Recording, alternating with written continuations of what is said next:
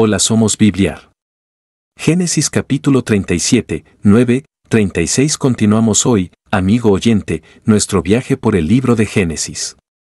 En nuestro programa anterior, consideramos el primer sueño de José y notamos la reacción de sus hermanos, cómo se burlaron de él y cómo llegaron a odiarle más por causa de este sueño. Y dijimos que sin embargo, esto no puso fin a los sueños, porque después tuvo otro. Leamos ahora los versículos 9 al 11 de este capítulo 37 de Génesis que estamos estudiando. 9 soñó aún otro sueño, y lo contó a sus hermanos, diciendo, He aquí que he soñado otro sueño, y he aquí que el sol y la luna y 11 estrellas se inclinaban a mí. 10 y lo contó a su padre y a sus hermanos, y su padre le reprendió, y le dijo, ¿Qué sueño es este que soñaste? ¿Acaso vendremos yo y tu madre y tus hermanos a postrarnos en tierra ante ti? 11 y sus hermanos le tenían envidia, mas su padre meditaba en esto. Gen 37, 9-11, José contó este sueño y ellos comprendieron de lo que hablaba. Esta misma figura aparece en Apocalipsis, capítulo 12, versículo 1, donde una mujer se describe vestida del sol, con la luna debajo de sus pies y sobre su cabeza una corona de 12 estrellas. Esto significa la nación de Israel. No te olvides de suscribirte y ser parte de este fascinante recorrido de la Biblia. Estudia los videos hasta el final. Gracias. La historia de José es una de las más cautivadoras de la Biblia. Es una historia de celos, traición y, en última instancia, la increíble gracia de Dios. Conocemos a José en el libro de Génesis. Es un joven profundamente amado por su padre, Jacob. Jacob favorecía a José por encima de sus otros hijos. Este favoritismo, sin embargo, sembraría semillas de resentimiento y envidia. José también era un soñador, literalmente. Tenía sueños vívidos, mensajes de Dios sobre su futuro. En un sueño, se vio a sí mismo y a sus hermanos recogiendo gavillas de trigo. Las gavillas de sus hermanos se inclinaron ante la suya. En otro, el sol, la luna y 11 estrellas se inclinaron ante él. Estos sueños no eran solo para dormir. Eran declaraciones proféticas. Imagínate ser el hermano de José. Estarías frustrado, quizás incluso enojado. Así es exactamente como se sentían los hermanos de José. Su resentimiento se agravó. Vieron los sueños de José como una amenaza, un insulto.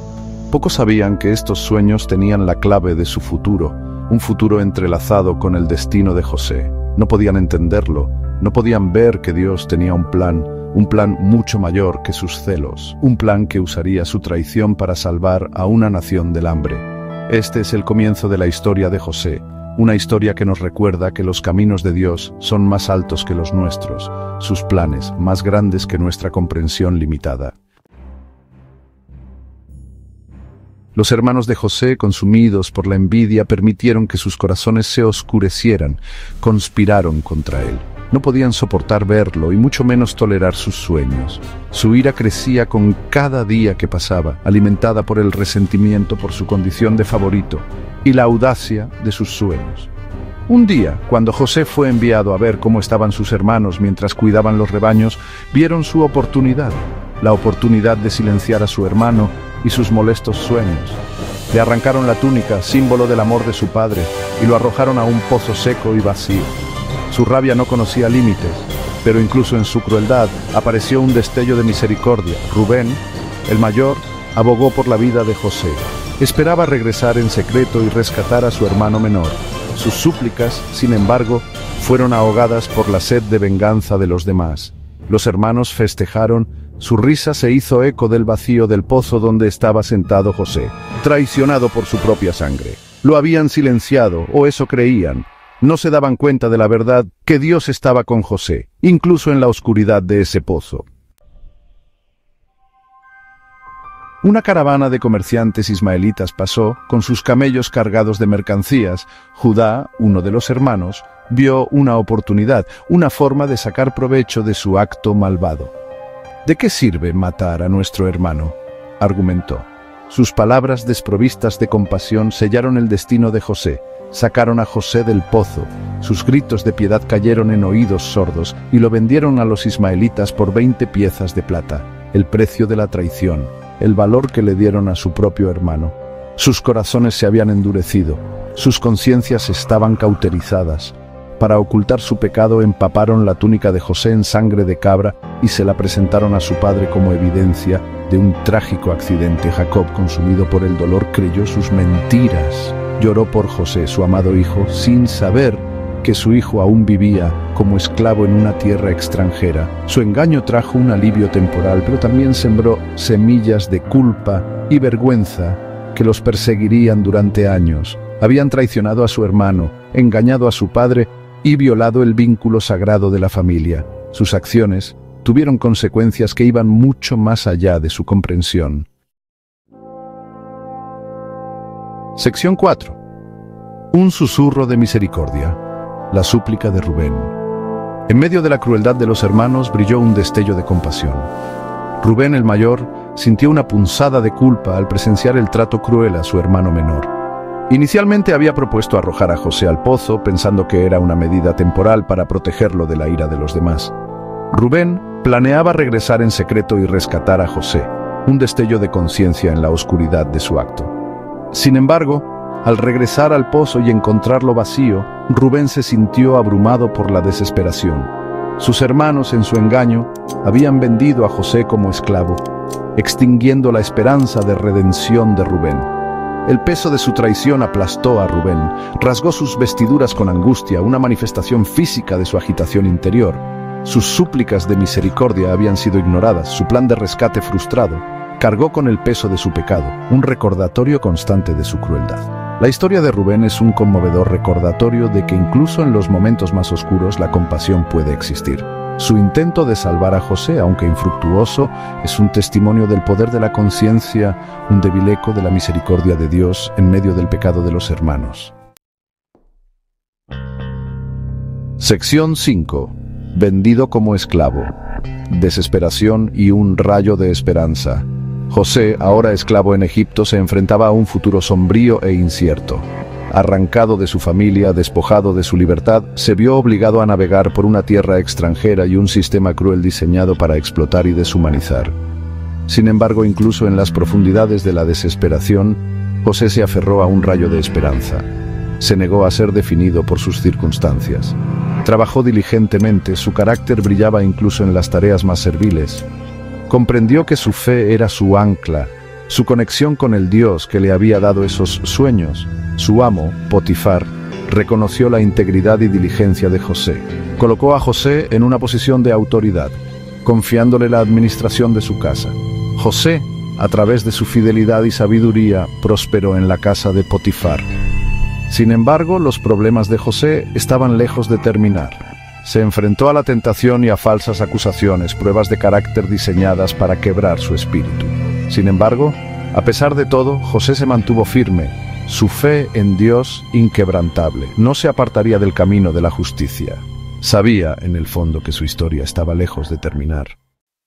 Continuamos hoy, amigo oyente, nuestro viaje por el libro de Génesis. En nuestro programa anterior consideramos el primer sueño de José y notamos la reacción de sus hermanos, cómo se burlaron de él y cómo llegaron a odiarle más por causa de este sueño.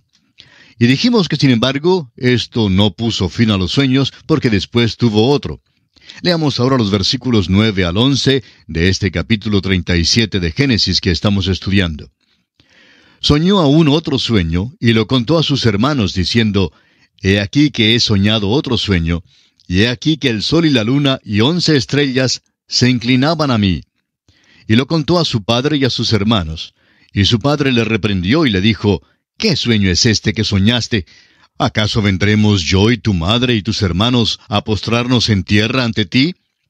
Y sus hermanos le tenían envidia, mas su padre meditaba en esto.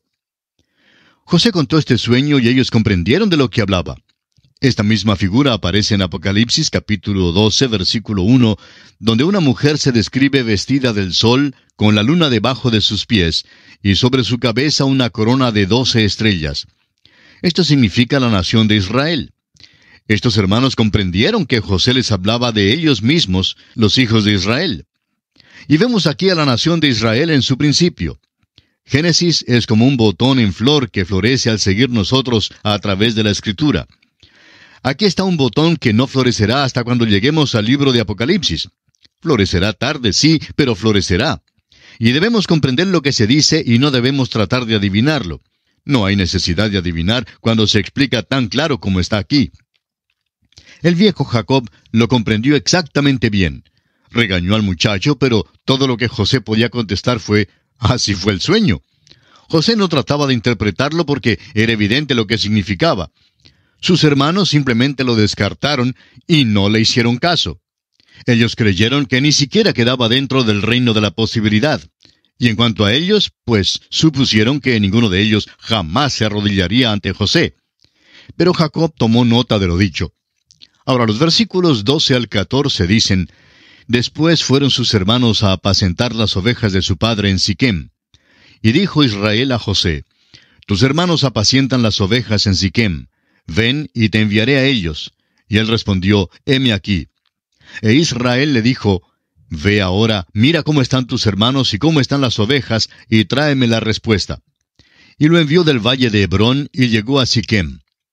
Los hermanos habían ido a apacentar las ovejas hacia el norte.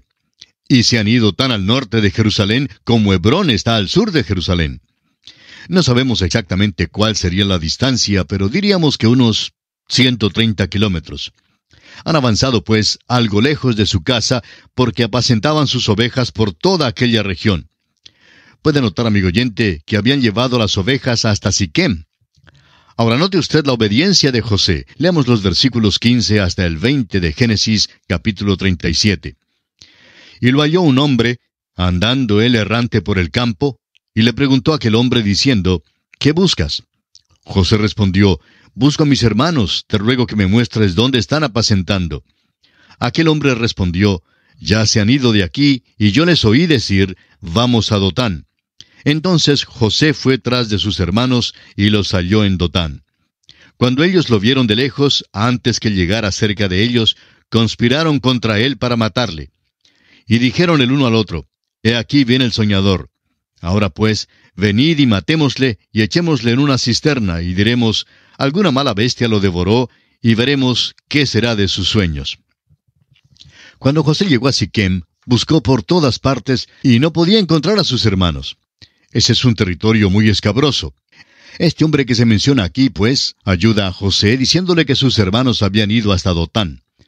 Sin duda había visto a José pasar por su tienda muchas veces, y se dio cuenta que estaba buscando a alguien. Ahora Dotán está muy lejos de Siquem. Está cerca del valle de Esdraelón. José pues salió a buscarlos una vez más.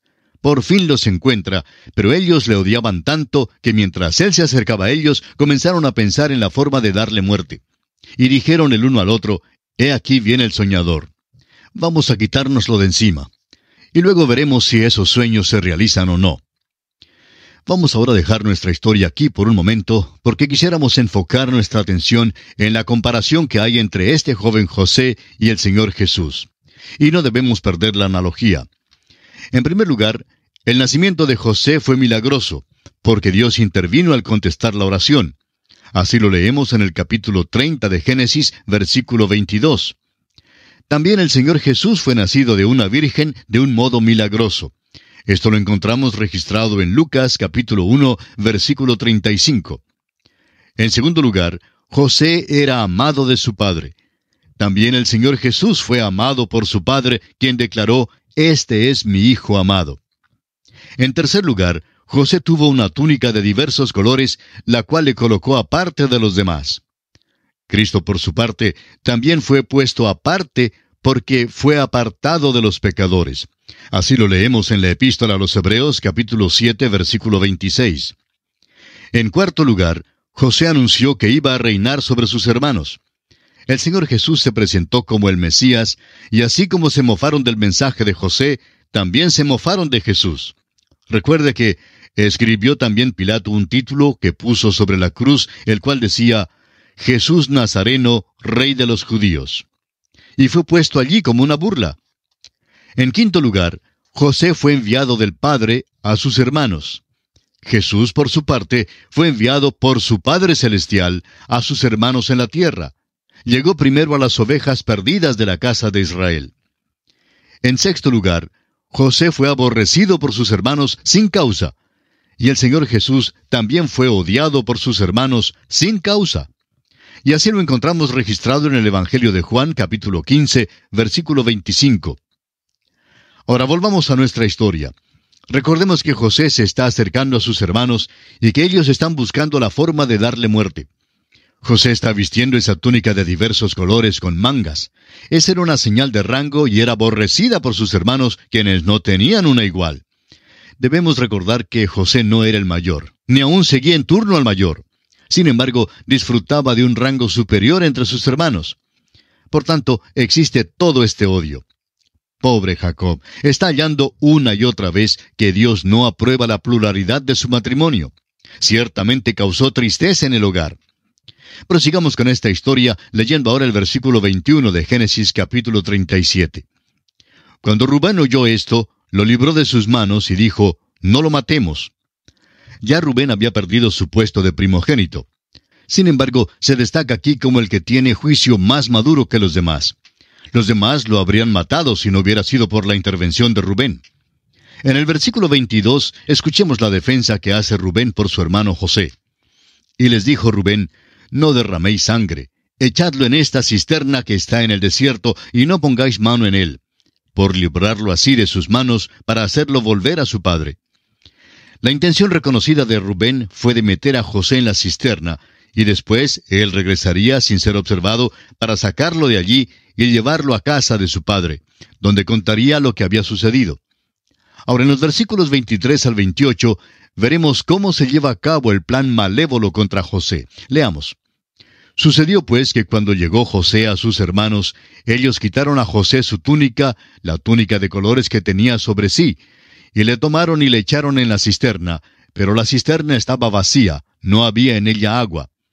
Y se sentaron a comer pan, y alzando los ojos miraron, y he aquí una compañía de ismaelitas que venía de Galaad, y sus camellos traían aromas, bálsamo y mirra, e iban a llevarlo a Egipto. Entonces Judá dijo a sus hermanos, ¿qué provecho hay en que matemos a nuestro hermano y encubramos su muerte? Venid y vendámosle a los ismaelitas, y no sea nuestra mano sobre él, porque él es nuestro hermano, nuestra propia carne. Y sus hermanos convinieron con él. Y cuando pasaban los madianitas mercaderes, sacaron ellos a José de la cisterna, y le trajeron arriba, y le vendieron a los ismaelitas por 20 piezas de plata. Y llevaron a José a Egipto. Esa túnica que José llevaba era como una banderilla que se le pone al toro. La aborrecían porque le distinguía entre ellos. Según la ley de la primogenitura, los hermanos mayores tenían la supremacía, y esto causó que se llenaran más de odio. Ahora Judá interviene cuando ve pasar unos mercaderes. El plan que tiene no parece ser tan bueno, pero por lo menos no desea que maten a José. No quiere que la sangre de José caiga sobre la mano de sus hermanos. Al parecer, ellos quedaron satisfechos con la sugerencia que Judá les hizo, porque lo que deseaban era deshacerse de José, no importaba lo que sucediera. Se dieron cuenta que los ismaelitas se lo llevarían para Egipto para venderlo allá como esclavo. Por lo menos se librarían de él. La esclavitud, en la mayoría de los casos, era como una muerte viviente, y sabían que ciertamente nunca jamás oirían hablar de él. Ahora, ¿cómo le parece a usted lo que Moisés ha escrito aquí? En primer lugar, llama a estos hombres ismaelitas, y luego los llama madianitas. Entonces, ¿quiénes son? Hace muchos años alguien escribió un librito en el cual enumera más de 1000 errores que dijo haber encontrado en la Biblia, y entre ellos mencionaba este. Los críticos que odian la Biblia entresacan algo así como esto y lo llaman un error. En realidad lo que Moisés expresa aquí es bien preciso. Vamos a ver, ¿quiénes son los ismaelitas? Son los descendientes de Ismael, el cual es hijo de Abraham.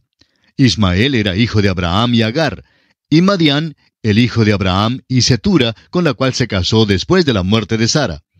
Todos son hermanos. En realidad, son familia de este grupito de hermanos que está vendiendo a José. En aquella época, ¿quién era israelita? Bueno, solo había 12 israelitas. ¿Cuántos ismaelitas cree usted, amigo oyente, que pudiera haber en aquel tiempo?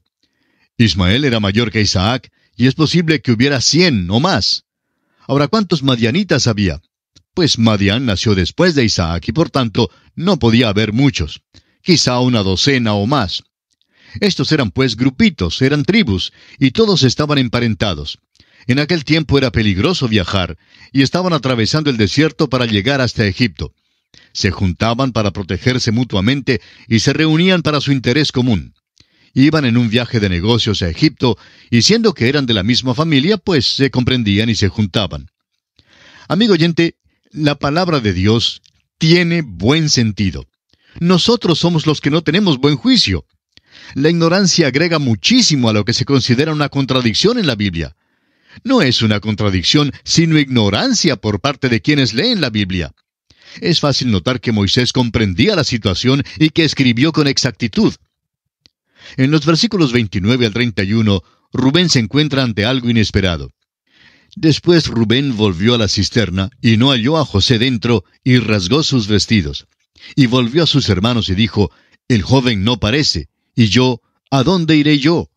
Entonces tomaron ellos la túnica de José y degollaron un cabrito de las cabras y tiñeron la túnica con la sangre. No dice aquí si le dijeron a Rubén lo que había sucedido de veras o no. Opinamos que se lo dijeron. Creemos que le dijeron que sería inútil perseguir a los mercaderes porque ya estaban lejos y que no sería malo que inventaran un cuento bueno para contárselo a su padre Jacob. Ahora, en los versículos 32 y 33, los hermanos de José llevan adelante su engaño. Leamos. Y enviaron la túnica de colores y la trajeron a su padre, y dijeron, «Esto hemos hallado. Reconoce ahora si es la túnica de tu hijo o no». Y él la reconoció y dijo, «La túnica de mi hijo es. Alguna mala bestia lo devoró. José ha sido despedazado». Son muy diestros, ¿verdad? Se portan como si nunca hubieran visto a José.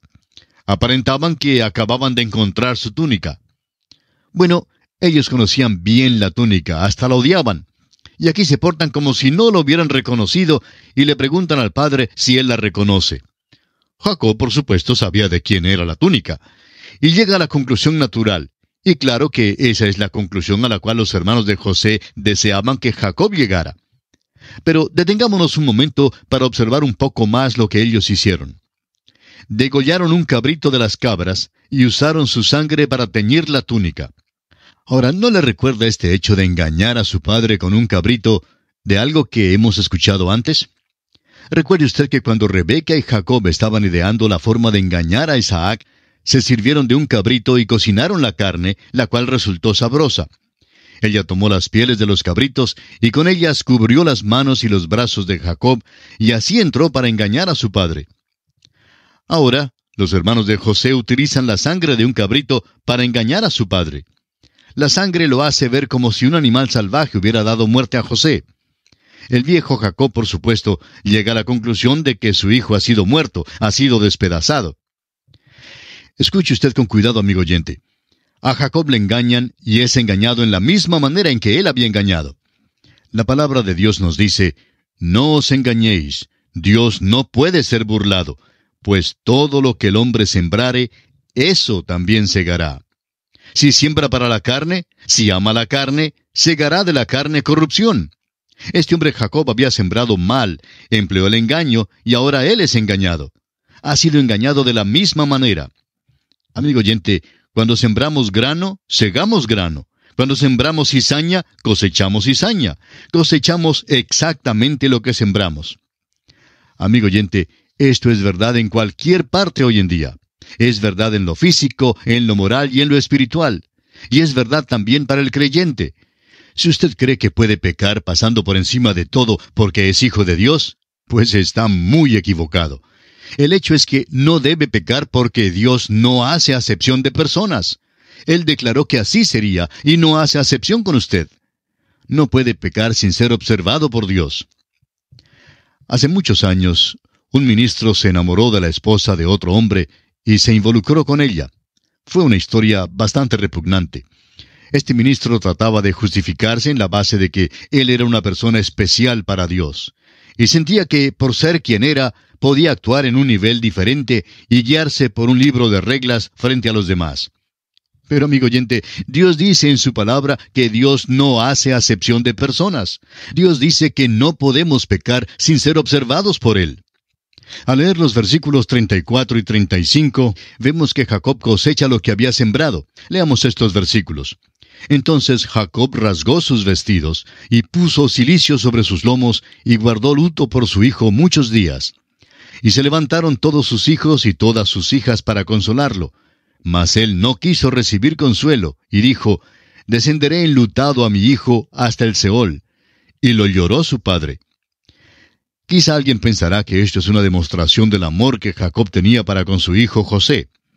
Tenemos que confesar que Jacob amaba a José en gran manera, pero Jacob no había aprendido todavía a caminar por fe. Usted recordará la experiencia que tuvo en Peniel. Fue como el desinflar del viejo ego, del pronombre personal yo.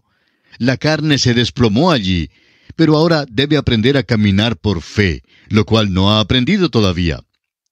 Cuando uno llega al capítulo 11 de Hebreos, uno no encuentra nada en la vida de Jacob que constituya un ejemplo de fe. Es solo cuando uno llega al tiempo de su muerte que uno encuentra que su fe realmente se exhibe en su vida. Compara la tristeza de Jacob aquí con la de un hombre como David. David lloró por su pequeño niño que murió y lloró por su hijo Absalón. David amaba a su pequeño hijito tanto como Jacob amaba a José. Pero David era un hombre de fe. Después de condolerse, siguió con las actividades de su vida. Él sabía que el pequeño no podía regresar. El dolor no lograría eso. Pero también sabía que iba a ver a ese pequeño algún día. Las palabras de David resuenan en el segundo libro de Samuel, capítulo 12, versículo 23. Yo volveré a él, mas él no volverá a mí. ¡Qué fe tan grande, amigo oyente! Pero Jacob no está andando por fe, sino que se acoge a un dolor anormal. Amigo oyente, quizá estamos hablando hoy con alguien que ha perdido a un ser amado. Es posible que no pueda olvidarlo. Quisiéramos decirle en una manera bondadosa que usted debe aprender a caminar por fe. Manifieste su fe reconociendo que el llorar y el angustiarse no puede lograr el regreso de su ser amado. No se logra nada. Si es usted un hijo de Dios y llora a un ser amado que también es hijo de Dios, entonces camine por fe, porque se dará cuenta que algún día podrá verlo de nuevo y nunca más podrán separarse. El mundo no tiene fe, lloran como aquellos que no tienen esperanza. El apóstol Pablo nos exhorta de esta manera en su primera carta a los Tesalonicenses, capítulo 4, versículo 13. Escuche usted. Tampoco queremos, hermanos, que ignoréis acerca de los que duermen, para que no os entristezcáis como los otros, que no tienen esperanza. Porque si creemos que Jesús murió y resucitó, así también traerá Dios con Jesús a los que durmieron en él. Amigo oyente, esta es la esperanza que ofrece Dios. Esta es la esperanza que permite que usted y yo podamos caminar por fe. Andemos, pues, por fe. Y ahora, el último versículo de este capítulo 37 de Génesis nos dice lo que hicieron estos comerciantes que compraron a José. Y los madianitas lo vendieron en Egipto a Potifar, oficial de Faraón, capitán de la guardia. Y así concluye el capítulo 37 de Génesis, y entramos al capítulo 38. Este capítulo nos habla del pecado y la deshonra de Judá. Muchas personas han preguntado, ¿por qué se incluye este capítulo en la Biblia? Es verdad que uno siente como si no hiciera falta este capítulo, y después de leerlo, siente como si fuera mucho mejor no incluirlo. Muchos hasta llegan a creer que es el peor capítulo en toda la Biblia. Pero esto nos lleva a decir que los hijos de Jacob no les servían de mucho solaz. Parece que todos los hijos de Jacob se constituyeron en problemas, excepto José y Benjamín. José no fue de mucho consuelo porque su padre se dio a la pena, quedó muy apesadumbrado por su desaparición. Todo esto revela que Jacob pasó demasiado tiempo en Padán Aram acumulando bienes en vez de enseñar a sus hijos. ¿Cuán diferente fue Jacob de Abraham? Usted recordará que Dios dijo en cuanto a Abraham, «Porque yo sé que mandará a sus hijos y a su casa después de sí, que guarden el camino de Jehová, haciendo justicia y juicio, para que haga venir Jehová sobre Abraham lo que ha hablado acerca de él». Pero Jacob no hizo eso, amigo oyente. Estuvo demasiado ocupado allí contendiendo con el tío Labán, y por eso no tuvo tiempo para enseñar a esos muchachos. Eso fue sumamente trágico, porque parece que cada uno se había involucrado en algo que era pecaminoso. Pero, ¿por qué se nos cuenta aquí de Judá y de su pecado y deshonra? Creemos que hay dos aspectos principales. Judá será la tribu de la cual procederá el Mesías. Hay nombres interesantes que aparecen aquí. Encontraremos el nombre de Judá y luego el nombre de Tamar. Más adelante encontraremos los nombres de Fares y Sara. Y quizá comienza usted a preguntarse dónde es que ha visto antes esos nombres. Bueno, si usted va al primer capítulo del Nuevo Testamento, notará que la genealogía de Jesucristo se da en Mateo, en el capítulo 1, y allí es donde se encuentran estos nombres. ¿Quiere decir entonces que esta es la línea que conduce al Señor Jesucristo? Sí, amigo oyente. Esta es la línea que conduce al Señor Jesucristo. Es una cosa asombrosa, ¿verdad? En este capítulo se nos revela el pecado terrible de esta gente, y sin embargo, el Señor Jesús procedió de esa línea. Realmente tomó nuestro lugar aquí. Entró en una línea pecaminosa. Y eso es lo que trata de decirnos la palabra de Dios. Tomó nuestra forma humana y fue tentado en todo según nuestra semejanza, pero sin pecado. Entró en esa línea humana, donde todos pecaron y están destituidos de la gloria de Dios. Bueno, amigo oyente, continuaremos considerando este capítulo 38 en nuestro próximo programa. Será hasta entonces, es nuestra oración que el Señor le bendiga abundantemente.